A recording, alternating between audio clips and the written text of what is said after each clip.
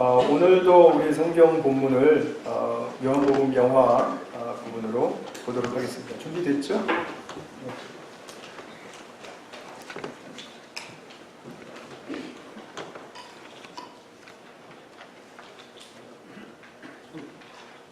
곳에 문들을 닫았더니 예수께서 사 가운데 서서 이르시되 너희에게 평강이 있을지어다. 이 말씀을 하시고 손과 옆구리를 보이시니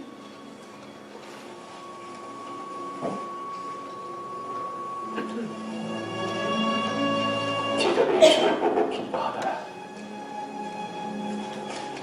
예수께서 또 이르시되 너희에게 평강이 있을지어다.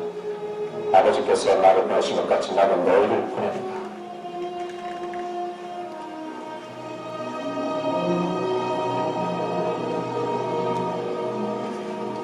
그를 향하사 숨을 내쉬며 이르시되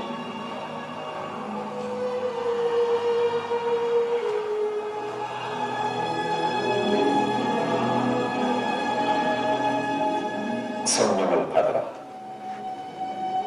너희가 누구의 죄든지 사하면 사하여질 것이요 누구의 죄든지 그대로 두면 그대로 있으리라.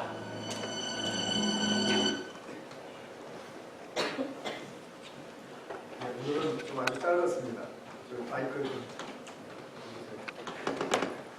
요한복음 20장 19절부터 23절까지를 보셨는데요. 이제 예수님께서 부활하신 후에 제자들을 찾아오셨던 그 장면이죠. 예수님 말씀이 굉장히 예사롭지 않고 또 굉장히 중요한 말씀입니다. 그래서 제가 이제 앞서서 좀 먼저 말씀드리고 싶은 것은 이때 뒤에서도 제가 많이 말씀을 드리겠지만 이 성경 해석에 관한 문제입니다. 우리가 성경을 읽고 묵상할 때 이제 본문을 우리가 대하고 본문에 나와 있는 그 말씀을 우리가 보지 않습니까? 근데 또한 우리에게는 무엇이 있냐면 일반적으로 통하는 그 기독교적인 그 프레임에 해당하는 말들, 대표성이 있는 말들이 있죠.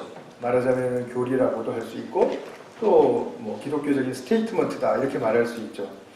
그런 스테이트먼트들에 대해서 우리가 또 인식을 하고 있기 때문에 성경을 읽을 때 그것과 조금 배치가 되는 것 같고 좀 부족한 것 같은데 하는 생각이 들면 그러면 일단 나의 생각을 앞세우는 경향이 크지 이 본문의 말씀을 그대로 더 깊이 들여가려고 하고 더 깨달으려고 애쓰는 그런 노력은 좀 잘 안 하게 됩니다.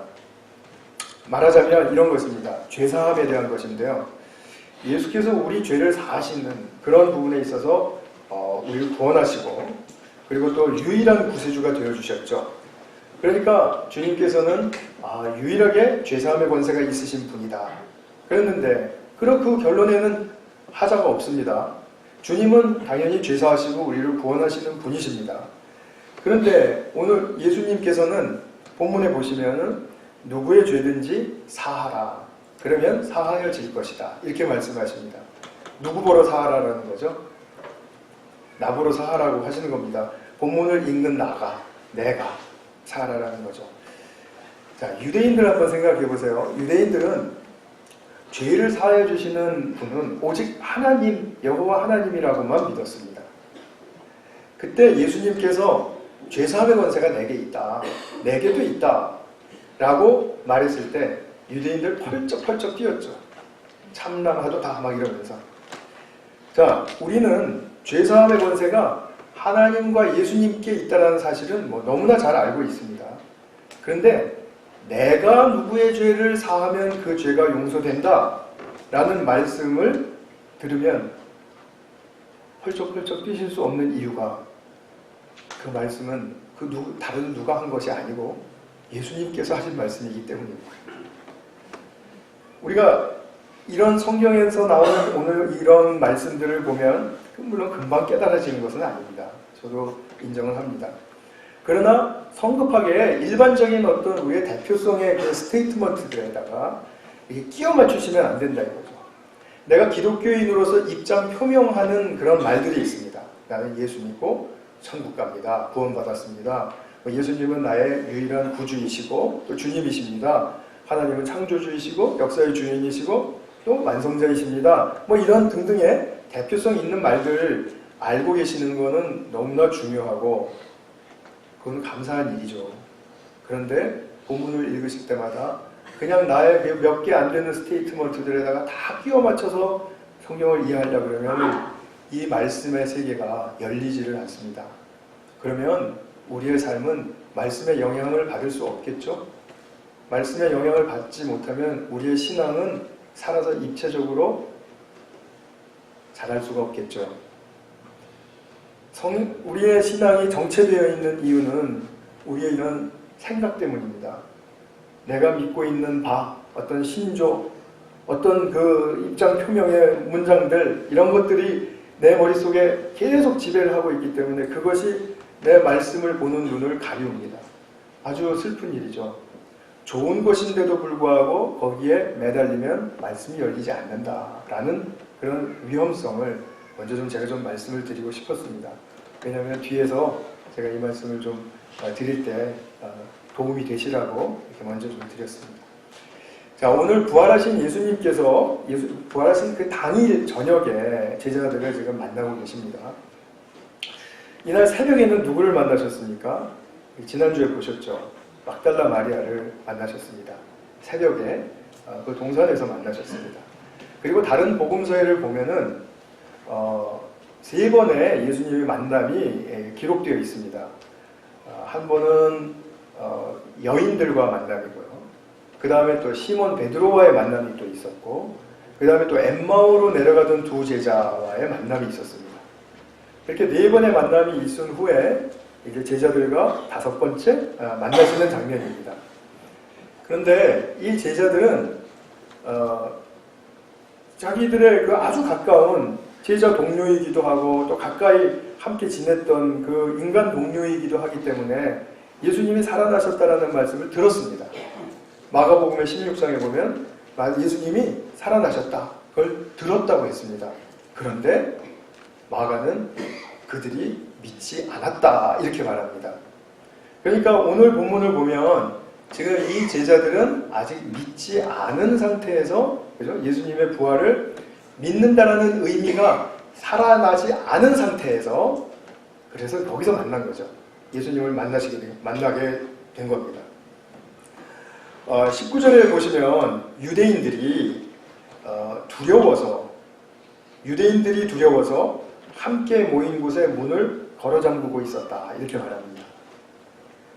문을 꼭꼭 걸어 잠그고 자기들이 이제 숨어 있었던 겁니다. 그 이유는 구체적으로 말하지 않습니다. 그러나 분명히 주님이 당하신 것처럼 우리도 당할 것 같다라는 그런 두려움. 또 주님이 살아나셨다고 하니까 이건 너무나 또 생소한 사건이고 이 일이 도대체 무엇인가 또 이것에 대한 또 자신들이 잘 모르는 무지로 말미암은 두려움 뭐 이런 것들이 복합적이었겠죠. 그러니까 서로 가까이 지냈던 제자들끼리 모여서 우리 좀 모이자. 무섭고 두려울 때는 혼자 있으면 더 무섭잖아요. 그죠? 그래서 우리 허리케인 어마가 오고 그럴 때 우리 같이 막 모여있고 그러지 않습니까? 다 이제 자기들이 모였습니다. 아마 학자들은 이들이 모인 곳이 이제 그 며칠 전에 마지막 만찬을 가졌던 그 마가의 다락방일 것이다. 이렇게 추측을 합니다. 근데 지금 이 시점을 생각해 보십시오. 이 시점은 예수님이 죽음에서 다시 살아나셔서 부활하신 사건이 역사 속에 분명히 시작된 그때 그리고 그 후죠. 그러니까 이 역사 속에는 부활의 새 시대가 열렸다라는 것이 지금 우리는 분명하게 인정하고 믿고 있죠. 그렇지 않습니까? 근데 이 제자들은 예수님의 이 부활의 의미를 잘 몰랐습니다. 부활하셨다라는 말은 아까 말씀드린 것처럼 들었는데 근데 믿지는 못했습니다. 그러니까 우리가 생각해 볼 수 있는 결론은 무엇인가요? 들은 말로는 아무런 위로도 영향도 받지 못한다. 그냥 내가 살았던 그 과거의 연장선상에 있을 뿐이다. 아직 아무런 변화가 일어나지 않는다. 그래서 두려울 뿐입니다. 이제 이들이 해야 될 일은 무엇입니까? 부활하신 예수님을 만나야 하는 것이죠. 만남이 중요하다는 것입니다. 우리도 그렇습니다. 예수를 믿고서 예수님의 말씀의 의미, 또 부활의 의미, 새하늘과 새 땅에 대한 약속의 의미, 이런 걸 우리가 듣기는 들어도 내가 믿는 아까 말씀드린 대로 종교적인 스테이트먼트, 그러니까 입장 표명하는 그런 정도로 알고 있으면 그것은 내 삶에 변화를 주지 못합니다. 영향을 끼칠 수가 없습니다. 내가 두려운 삶을 살았더라면 그러면 이 말을 들은 다음에도 믿기는 믿는데, 믿는다고는 말하는데 아직도 여전히 두려운 삶을 살고 있을 것이고, 의심 많은 삶을 살았더라면 그 말을 듣고 내가 믿는다고 말하겠지만 계속 의심 많은 삶을 살 것이고, 염려 많고 화가 많고 잔소리 많은 그런 삶을 살았더라면 계속해서 그럴 것입니다. 삶은 바뀌지가 않는 거예요. 왜 그럴까요? 이것이 우리의 현실인데 왜 그럴까요? 말씀과 부딪히지 않았고 부활하신 예수님과 만나지 않았기 때문이죠. 나는 왜 변화가 안 될까? 이것은 우리가 말씀을 만났느냐, 말씀 안에서 부활하신 예수님을 만났느냐, 지금 그 중대한 대목이 거기에 걸려 있는 것이죠. 우리가 종교적 입장 표명하는 정도는 다 할 수 있습니다. 아무리 예수님이 그러나 부활하셨다고 하더라도 이럴 수밖에 없는 내 한계가 있다는 사실을 우리가 알아야 합니다. 제가 이게 잘못됐다 이런 것을 지적하고 싶은 게 아니라 우리의 인간의 한계가 이러하다는 것입니다. 부활하신 예수님을 정말 만나지 않으면 우리는 변화될 수 없다는 것입니다. 그것이 우리의 현 주소라는 것이죠. 그렇게 두려움에 계속 빠져있는, 그죠? 제사를 껐다하면 두려움이 있었는데 계속 오늘도 똑같이 두렵습니다. 두려움에 빠져있는 제자들에게 예수님이 방 안에 나타나셔서 인사하시죠.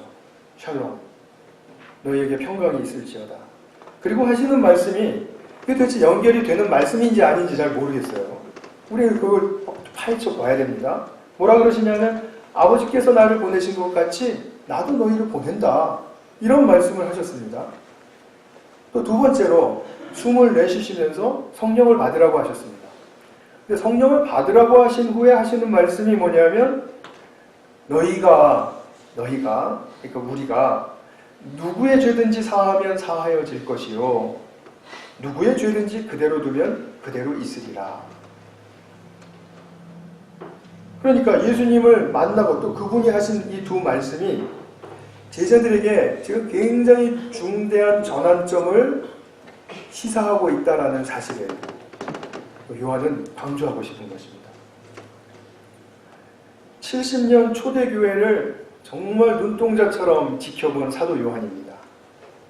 그리고 마지막으로 이 신약성경의 마지막 책을 쓸 때 사도 요한은 지금 이 초대교회 70년이 흘러오면서 과연 성도들에게 어떠한 지금 약점이 지금 노출되고 있는가, 어떤 부분에서 지금 이 사람들의 신앙의 성장이 막혀 있는가, 분명히 그것을 문제의식했을 겁니다. 그리고 나서 이들이 부활하신 예수님을 만났다고는 하는데 왜 이럴까를 생각하다 보니까 예수님의 사건 속에서 이런 부분들을 잘 이해하지 못하고 품지 못하고 놓쳐버리고 있었구나. 그렇기 때문에 지난주에 말씀드린 막달라 마리아에게 하신 그 말씀, 나를 붙들지 말라. 그리고 오늘 또 제자들에게 하시는 이 말씀, 그리고 또 의심 많은 도마를 출현시키는 이유도 바로 초대교회 성도들의 분명히 약점이 거기에 있었기 때문에 그것을 도와주고 싶은 그런 차원에서 사도 요한은 이 부활장 이후에 말씀을 기록하고 있었을 것입니다.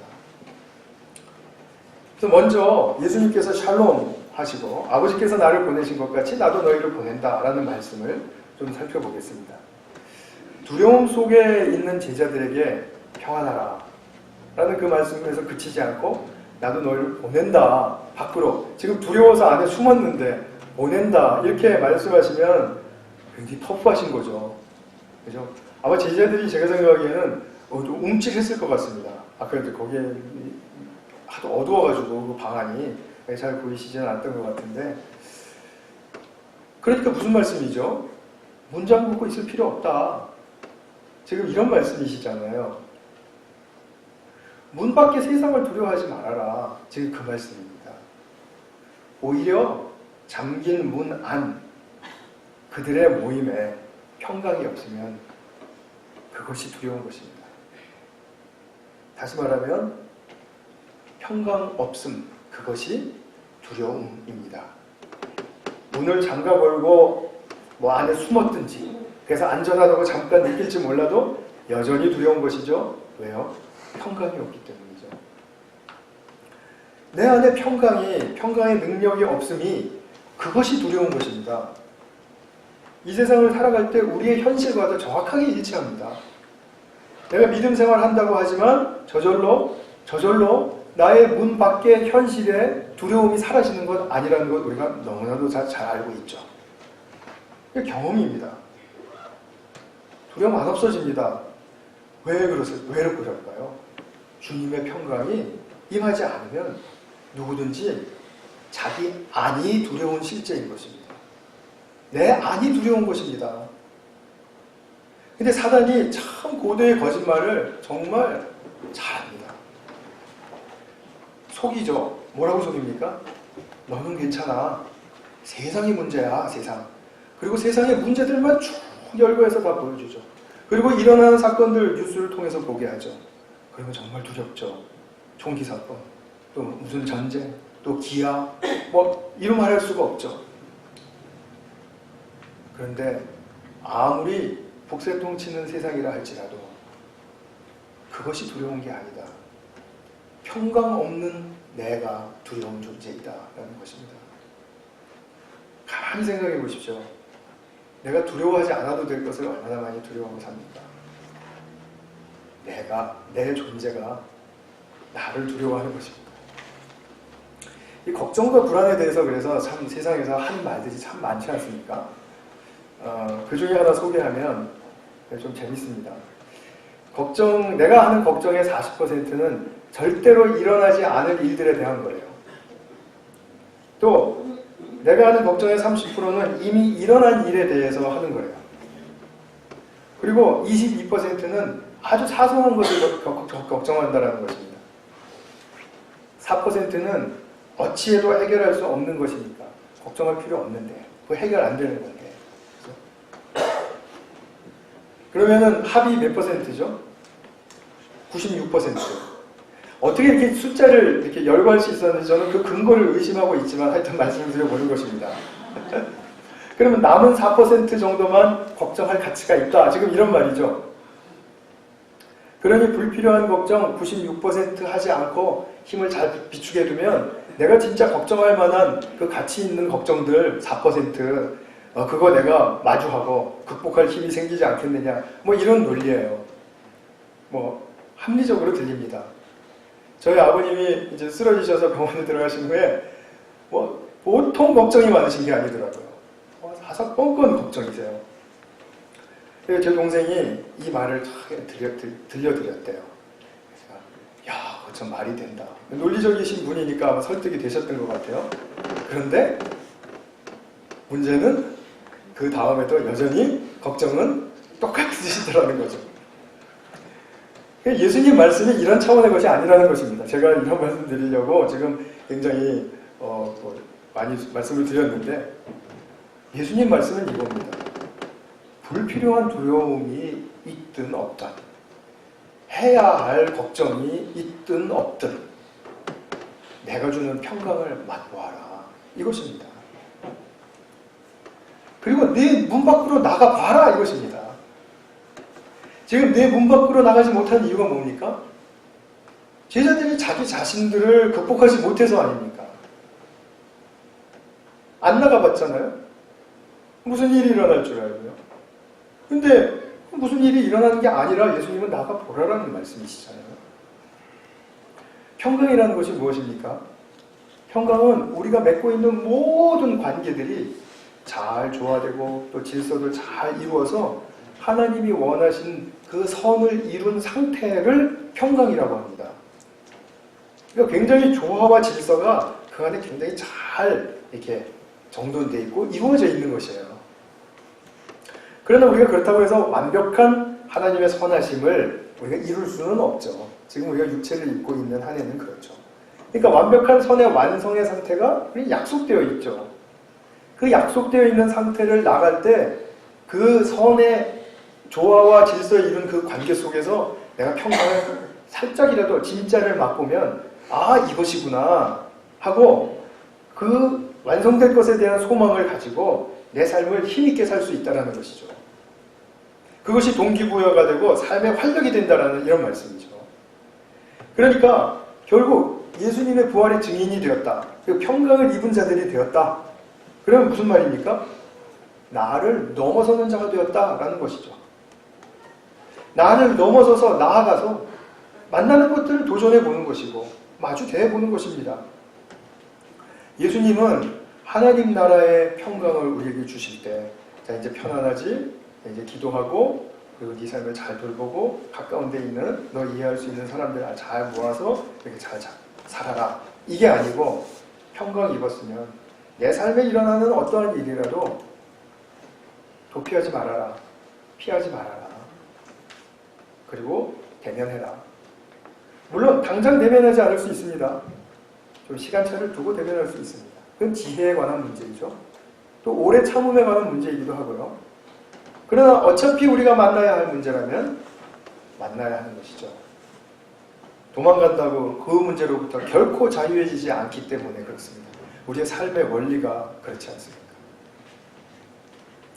이것이 부활이 우리를 온전하게 하는 삶의 모습입니다. 평강을 입고 나를 넘어서서 나아갈 수 있는 삶. 자, 그리고 두 번째로 말씀하신 것은 성령을 받으라 하신 후에 누구의 죄든지 사해 주어라 라고 말씀을 하세요. 제자들은 지금 매우 생소한 지금 상황 속에 있죠. 예수님께서 우리가 숨어 있는데 갑자기 확 나타나신 것도 이게 지금 보통 일이 아니거든요. 참 나타나신 것도 그러하고 그 다음에 또 숨을 내쉬면서 성령을 받으라 하시는데 뭔가 우리에게 정말 새로움이 일어나는 그런 주님과의 만남 속에서 오는 그런 역동적인 무언가가 있단 말입니다. 그러니까 굉장히 지금 생소한 거죠. 생소한데 주님께서 이렇게 숨을 내쉴 때 이 모습이 성경의 어디 부분과 좀 이렇게 좀 같이 이렇게 연결되거나 같이 이렇게 연상이 되거나 하시지 않습니까? 마음으로 대답하셨죠? 아직 안 나왔습니다. 창세기 2장 7절에 보면 하나님께서 흙을 모아서 사람을 이렇게 만드신 다음에 그 다음에 어떻게 하십니까? 자신의 호흡을 그 코에 불어넣으셨다. 자신의 숨을 그 존재에 불어넣으셨더니 살아있는 존재가 되더라. 생명이 되더라. 이런 말씀하셨죠.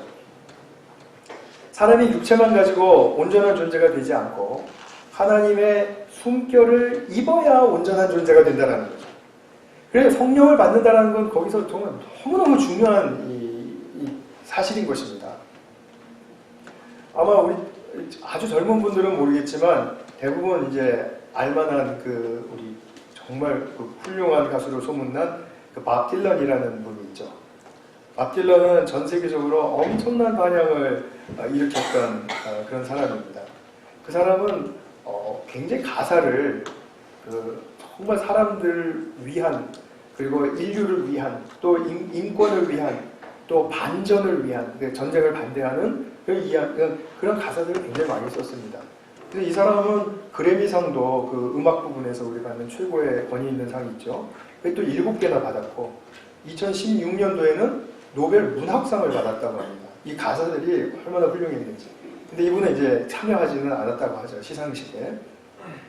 하여튼 좀 미국 팝계에서는 독보적인 존재입니다.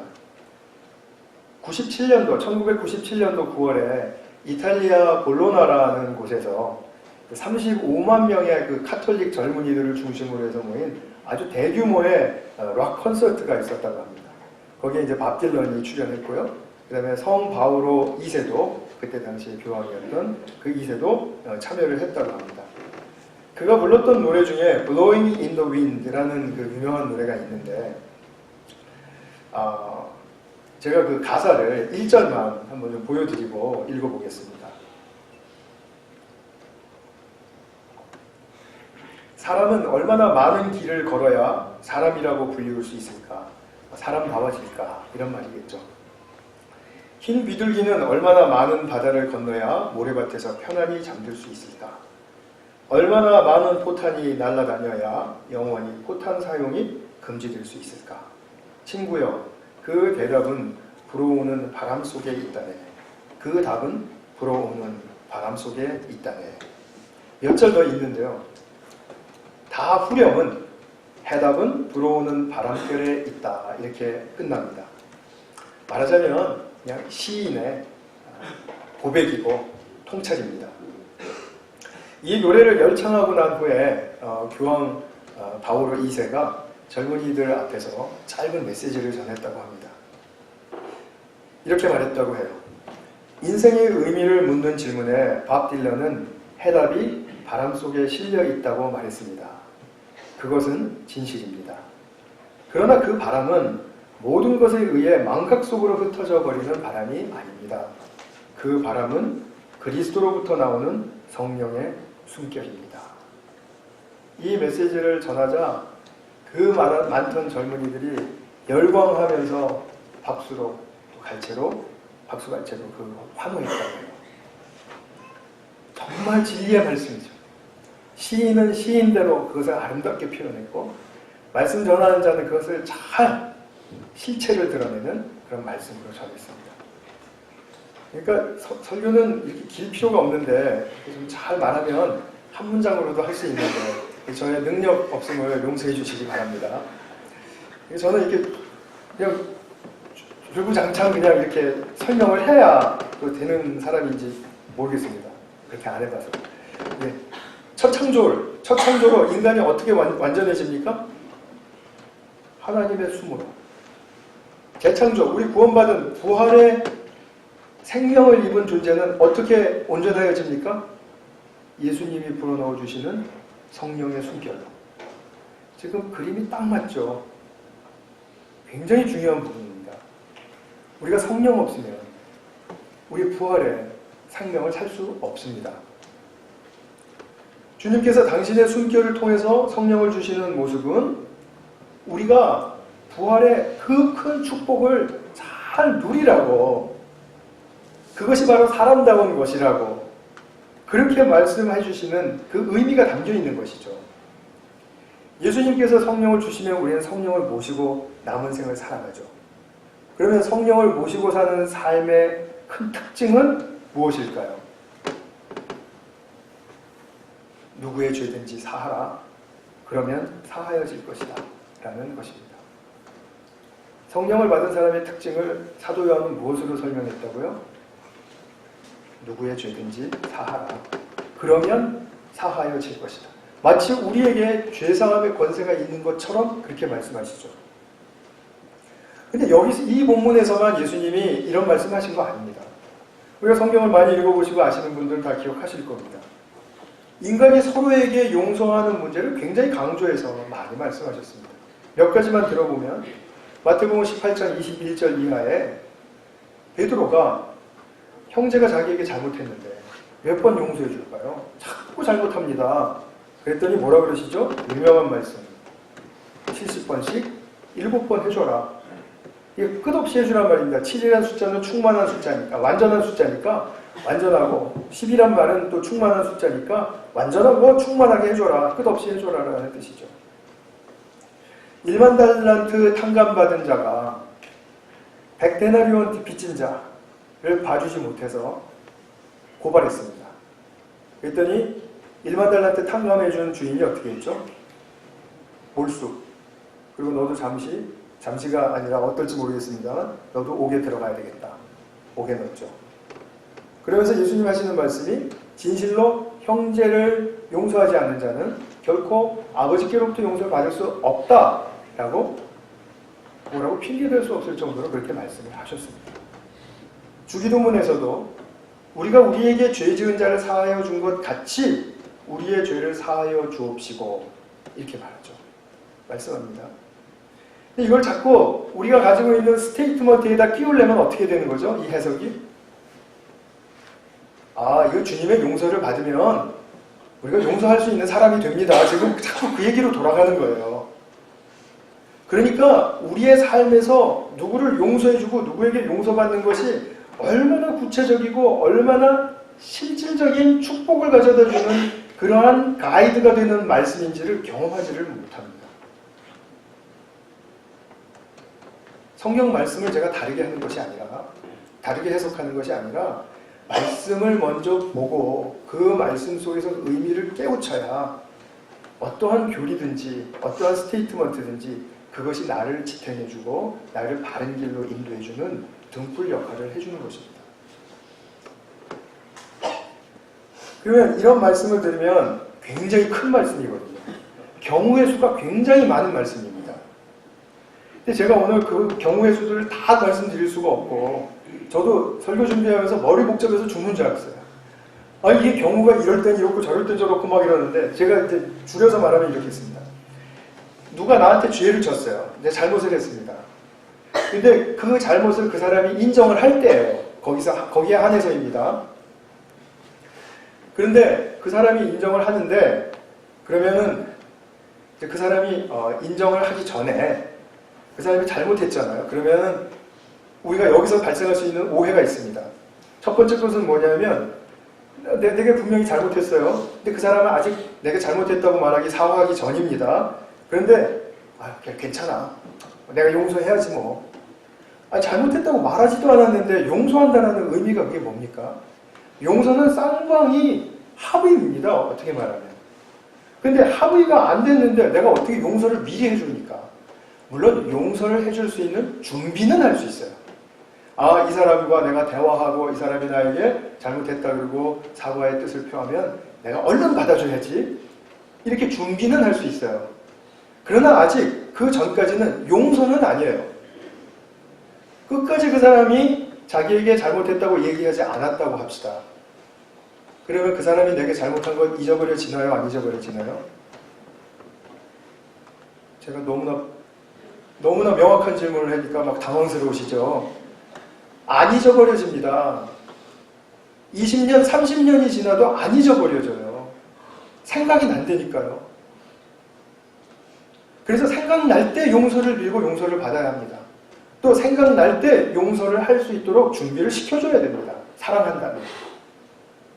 그러니까 대화하자, 또 도닥여주고 이렇게 하면서 그때 내가 참 마음이 아팠어.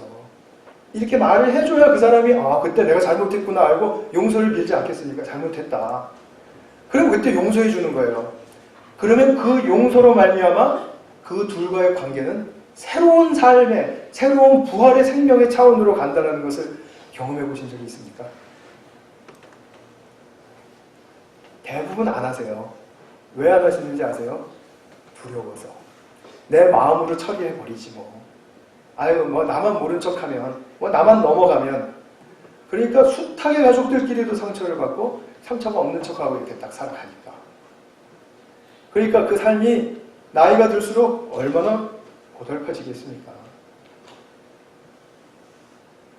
제가 드리는 말씀은 저는 사실이라고 분명히 믿습니다. 저도 경험했고 또 그것을 아직도 미해결 문제가 있긴 있고요. 또 해결된 문제도 있는데 그것의 대조가 너무나 명확하기 때문에 내가 미해결된 문제도 내가 이렇게 해결해 가야 되겠구나라는 삶의 방향성이 그 일을 해결해 봄으로써 잡혔습니다. 제가 십수년 전에 제가 많이 말씀드린 것 같은데 십수년 전에 제 집사람한테 이렇게 참 잘못한 게 있었어요. 오랫동안. 근데 저는 제가 잘못한 건지 잘 몰랐습니다. 나중에 가서야 이게 이 사람에게 굉장히 힘든 일이었겠구나를 깨달았습니다. 그리고 잘못했다고 말하려고 하니까 이게 10몇 년 전, 20년 몇 년 전에 일어난 일인데 그 내가 끄집어내가지고 잘못했다고 말하기 굉장히 쑥스럽기도 하고 생소하기도 하고 사실 용기도 안 나죠. 근데 어느 날 제가 밥을 먹으면서 밥상머리에서는 인심이 후하잖아요. 내가 용서를 기대하면서 내가 이렇게 했는데 내가 한 번도 당신한테 이 일에 대해서 용서해달라고 말한 것 같지가 않다. 근데 내가 진짜 당신이 용서해줬으면 하는 바람으로 이렇게 말하는데 잘못했다고 이렇게 말 더듬으면서 얘기했습니다. 그랬더니 됐다고 내가 이제 이 일 가지고 당신한테 서운함 갖지 않겠다고 딱 그렇게 얘기해 주더라고요. 그 대화의 순간은 한 15초? 그런데 그 15초의 순간이 저의 인생을 얼마나 새로운 삶으로 도약하게 해주었는지 모릅니다. 그래서 저는 제가 살면서 상처받는 일이 있거나 또 상처를 준 사람이 있으면 언제든지 용서를 해줘야 되겠다는 준비를 해야 되겠고 또 내가 용서를 빌어야 되겠다는 생각도 합니다. 물론 그것이 100% 다 잘 되는 건 아닙니다. 시간이 굉장히 많이 걸리는 문제도 있는 것 같고요. 그러나 하여튼 여러분들이 저한테 잘못을 하시면 잘못했다고 말씀하시기 전까지는 제가 기억이 납니다. 그래서 제가 접근해서 커피 한 잔 사드릴게요. 식사 사드릴게요. 이렇게 할 때 저 사람이 지금 상처받아서 지금 저러는가? 내가 뭔가라도 얘기하면 내가 잘못했다고 얘기를 해줘야 되겠네? 이렇게 준비하시면 돼요. 그럼 돈은 제가 내겠습니다. 이것이 용서하는 삶입니다. 진짜 용서입니다. 마음으로 용서? 아닙니다. 마음으로 용서하는 것은 절대로 용서로서 성립이 되지 않습니다. 두 번째 오해는 뭐냐면 내가 잘못했습니다. 그래서 정말 마음이 길티 필링이 있고 죄책감이 있어요. 예수님께 기도했어요. 제가 이 사람을 백동욱 집사님에게 내가 상처를 줬습니다. 이러면서 가슴 아파하면서 새벽마다 나와서 기도하고 하나님이 어느 날 야 이제 됐다. 내가 용서해 줄게. 이렇게 하셔서 제가 자유함을 확 얻었습니다. 와 이제 됐구나. 하나님이 이렇게 용서해 주시다니. 이것이 지금 예수님이 말씀하시는 용서입니까? 아니라고 좀 말씀을 좀 해보세요. 아니라고. 아니죠. 내가 당사자에게 가서 빌어야죠. 왜 못합니까? 용기가 없어서 못하는 겁니다. 두려워서. 내가 용서를 비는데 그 사람이 나에게 면박 주고 나 용서 안 해줘! 라고 말할까봐. 그러나 분명하게 아셔야 될 것은 내가 용서를 빌었는데도 안 받아주면 또 내가 빌 준비를 해야 돼요.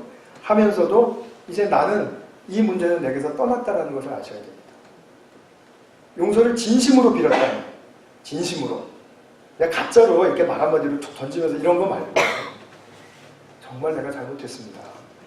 이렇게 사과한다면 그러면 그 문제는 내게서 떠났어요. 그렇기 때문에 앞으로 저 사람이 나에 대해서 어떻게 할 때 내가 다시 한번 용서를 빌 수 있는 세컨드 찬스는 너무나도 쉽게 잡을 수 있습니다. 용서받는다는 것은 당사자 간에 말하자면 합의입니다.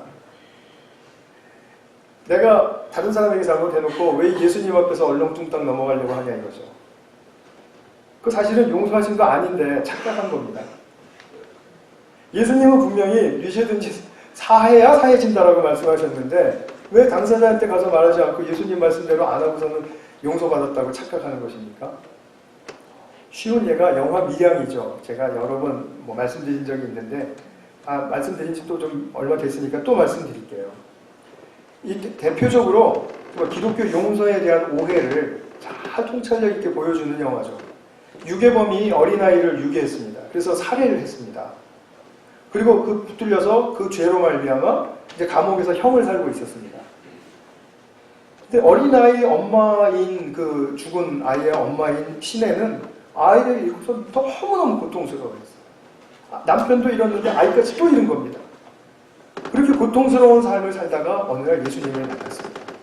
그래서 예수님이 자신에게 진정한 친구가 되어주신다는 사실을 깨닫고 너무나 감사했어요.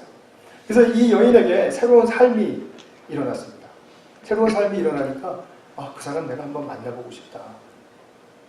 내가 만나면 혹시 용서해 줄 수 있지 않을까라고 생각했던 것 같아요. 내가 하나님 만났으니까 잘못한 사람 용서해줘야지. 내가 평생 미워할 수는 없다. 그 생각이었겠죠.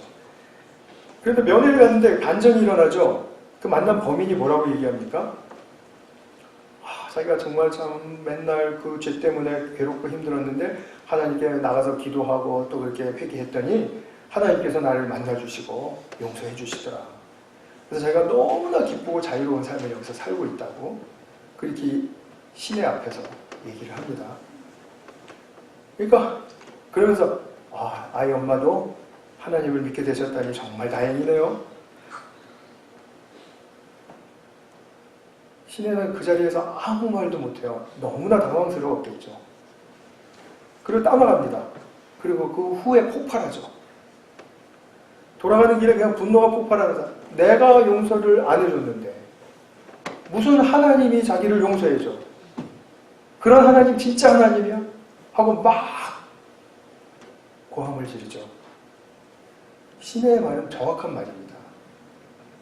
이 죄수가 자기가 하나님께 기도하고 그리고 하나님께서 자유함을 얻었다라고 말할 때 그것이 용서인 줄로 착각했던 건 그 사람 잘못입니다.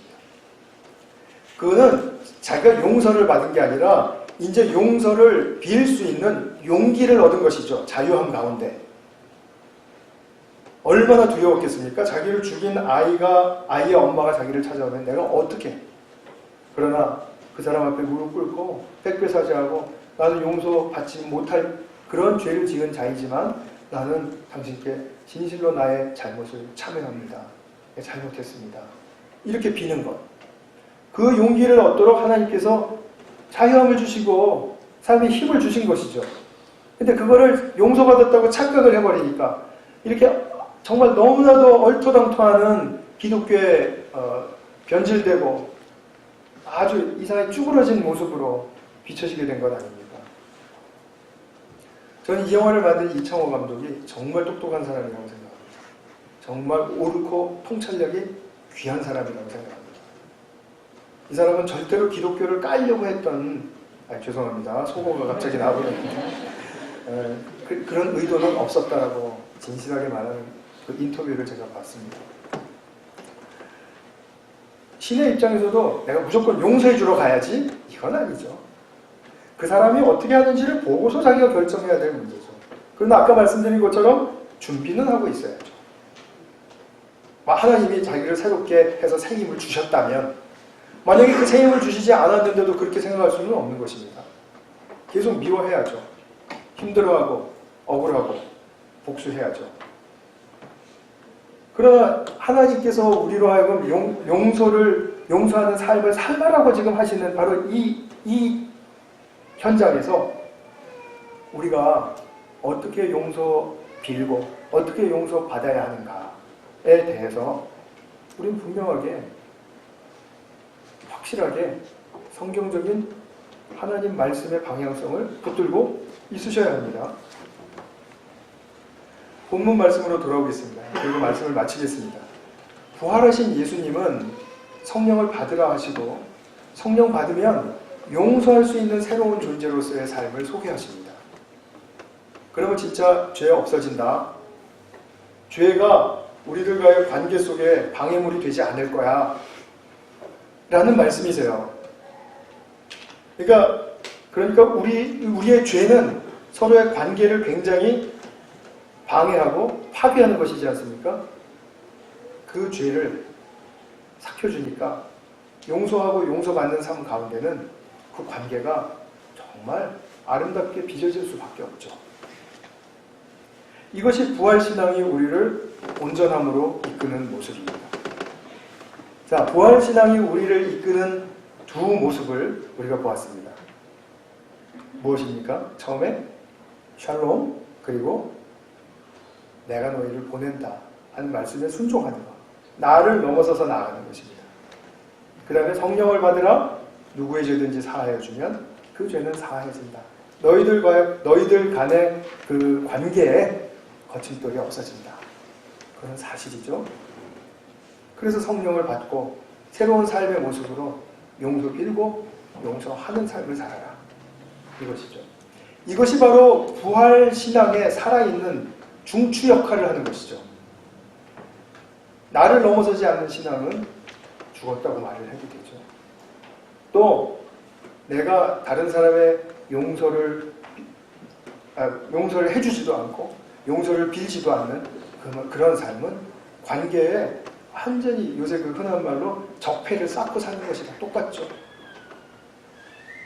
그러니까 오늘 예수님이 하신 이 두 말씀 우리가 잘 새기실 수 있기를 바랍니다.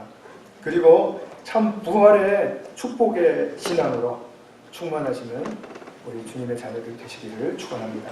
같이 한번 기도하겠습니다.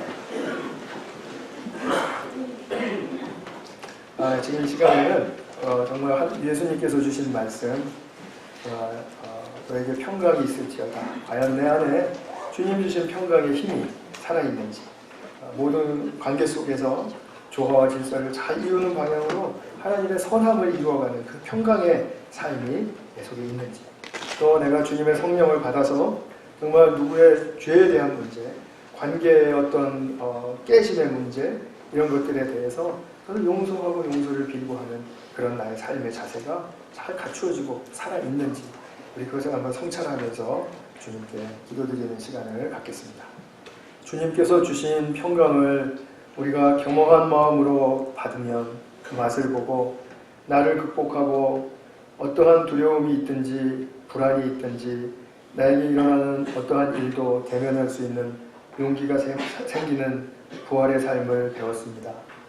또 주님께서 주시는 성령을 겸허한 마음으로 잘 받으면, 그러면 누구에게든지 용서를 빌고 또 용서할 수 있는 그런 새로운 부활의 삶이 열릴 수 있다는 사실을 배웠습니다. 사도 요한이 참으로 초대교회에서 바라보았던 그 안타까움이 오늘날에도 그대로 서려져 있는 것 같습니다. 우리가 정말 새로운 부활의 삶을 산다고 할 때 과연 나는 얼만큼 어떠한 방향 속에서 정말 주님을 신뢰하고 나아가고 있는지, 또 나의 삶에 대해서는 내가 어떠한 태도와 또 어떠한 자세를 갖고 살고 있는지 정말 주님 앞에 우리 모습을 다 내려놓고 변화되기를 소원합니다. 주님, 그 변화에 힘입어 우리의 삶에 이루어 주시고자 하는 부활의 약속을 모두 이루어 주시옵소서. 우리 구주 예수 그리스도의 이름으로 기도하였습니다.